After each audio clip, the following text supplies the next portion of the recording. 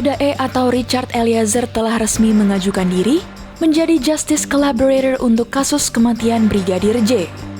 Terkait hal ini, Lembaga Perlindungan Saksi dan Korban atau LPSK bersedia memberikan perlindungan untuk Baradae atau keluarganya yang memiliki informasi penting guna membantu mengungkap kasus kematian Brigadir J. Sebagai informasi, LPSK merupakan lembaga yang berfungsi melindungi individu-individu penting dalam suatu kasus hukum yang posisinya riskan terhadap ancaman dari pihak tertentu. LPSK akan melakukan perlindungan dan pemenuhan hak-hak bagi saksi dan korban dalam peradilan pidana. Tak hanya itu, sesungguhnya saksi pelaku, pelapor, dan ahli juga bisa mendapatkan perlindungan LPSK. Saksi pelaku yang dimaksud adalah tersangka, terdakwa, atau terpidana yang bekerja sama dengan penegak hukum untuk mengungkap tindak pidana dalam kasus yang sama. Dalam kasus ini, Baradae yang telah ditetapkan sebagai tersangka bisa pula menjadi saksi yang memberikan informasi guna mengungkap peristiwa kematian Brigadir J. Lantas, apa saja tugas LPSK?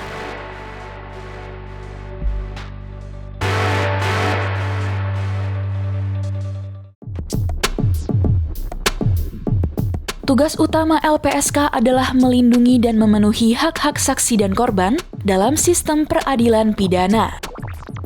Perlindungan terhadap saksi dan korban ini mencakup aspek yang cukup luas, tidak hanya perlindungan di hadapan hukum. Pertama, saksi dan korban akan mendapatkan perlindungan fisik, yaitu pengamanan dan pengawalan, pemberian identitas baru, pemberian kesaksian tanpa hadir langsung di pengadilan, hingga bantuan rehabilitasi psikososial. Kedua, saksi dan korban akan mendapatkan perlindungan prosedural, yaitu pendampingan, penerjemah, pemberian informasi mengenai perkembangan kasus, pemberian nasihat hukum, hingga bantuan biaya hidup sementara sampai batas waktu perlindungan. Ketiga adalah perlindungan hukum, yaitu saksi, korban, saksi pelaku, dan atau pelapor tidak dapat dituntut secara hukum pidana maupun perdata atas kesaksian dan atau laporan yang akan, sedang, atau telah diberikan. Kecuali jika kesaksian atau laporan itu diberikan tidak dengan itikat baik. Selanjutnya, bantuan medis untuk memulihkan kesehatan fisik korban, termasuk melakukan pengurusan dalam hal korban meninggal dunia, misalnya pengurusan jenazah hingga pemakaman. Kemudian, rehabilitasi psikologis akan diberikan oleh psikolog kepada korban yang menderita trauma atau masalah kejiwaan lain guna memulihkan kondisi kejiwaannya.